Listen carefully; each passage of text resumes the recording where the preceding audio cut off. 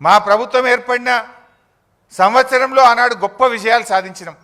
కేసీఆర్ గారు మొదటి సంవత్సరంలోనే ఎన్నో ఏళ్లుగా రైతులు, పారిశ్రామికవేత్తలు, ప్రజలు ఇబ్బంది పడుతుంటే ఒక్క సంవత్సరంలోనే విద్యుత్ సమస్య పరిష్కారం చేసి 24 గంటల కరెంట్ ఇచ్చి చూపించిండు కేసీఆర్ గారు. మిషన్ కాకతీయతో మొదటి సంవత్సరంలోనే చెరువుల పునరుద్ధరణ కార్యక్రమాన్ని ప్రారంభించింది కేసీఆర్ గారి ప్రభుత్వం.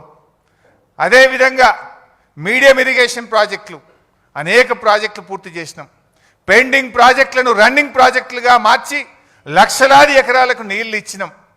మరి నువ్వేం చేసినవే? 2 ఏళ్ళైంది నీ గవర్నమెంట్ వచ్చి. ఒక్క చెరువు దవ్వినవా? ఒక్క చెక్ డ్యామ్ కట్టినవా? ఒక్క కాలువ దవ్వినవా?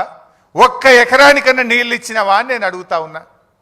మీరు ఎంతసేపు కేసులు పెట్టుడు, కమిషన్లు వేసుడు తప్ప నువ్వు యాన్నన్ను ఒక రైతుకు ఒక్క ఎకరానికి నీ 2 ఏళ్ల పాలనలో నీళ్ళు ఇచ్చినవా అని నేను అడుగుతా ఉన్నా.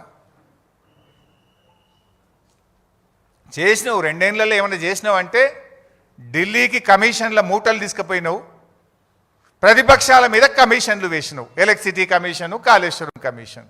ఇంతకు మించి నువ్వు చేసింది అయితే ఏం లేదు. ఇవాళ ఎంతసేపు శ్వేతపత్రాల నుంచి కమిషన్ రిపోర్ట్ల దాకా బద్నాం చేసే కుట్ర తప్ప అసలు జరిగింది అయితే ఏం లేదు. నాకు తెలిసి వచ్చే 2 ఏళ్లలో కూడా ఇదేం చేయడు. గిదే ముచ్చట.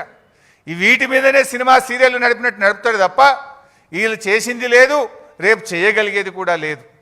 ఇవాళ ఒకటైతే మనకు స్పష్టంగా అర్థమవుతుంది. కాళేశ్వరంను పడావు పెట్టాలి, బంకచెర్లకు నీళ్లు జారగొట్టాలి. గింత కనబడుతుంది. ఎందుకంటే అది ఇమీడియట్గా రిపేర్ ఉన్నది. 2 పిల్లలు గుంగిపోయినాయి. ఎన్డీఎస్ఏ కూడా చెప్పింది 7th బ్లాక్ను మల్లగట్టు వాడు అని చెప్పింది. అంటే దాన్ని కట్టేది లేదు, నీళ్లు వాడేది లేదు. నువ్వు కట్టద్దు, బంకచెర్లకు నీళ్లు జారాలి, మీ గురువుకు శిష్యరికం, గురుదక్షిణ చెల్లించాలి. ఈయన ఇంతకు మించి అయితే కనబడతలేదు.